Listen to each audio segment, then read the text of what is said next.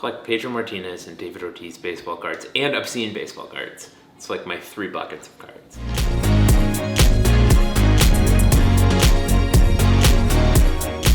I really love Pedro. I love his flair. I think I was fortunate to live in Boston in the summer of 2000.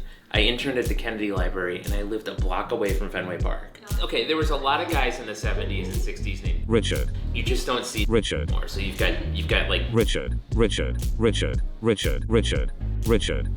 I would always go to Fenway Park, and oftentimes like the security would just let me in. I was 20 years old and broke, or people would show up. They had 4 tickets and like their buddy wouldn't go and they just give me a ticket. I saw Pedro start 8 times that summer.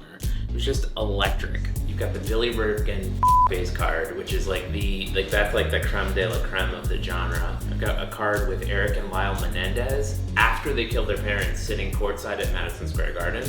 He's in the background. They're in the background of a Mark Jackson basketball card. Just one of those things where it's like, I never got to see Jordan in his prime growing up, but like seeing Pedro in 2000 when he's just,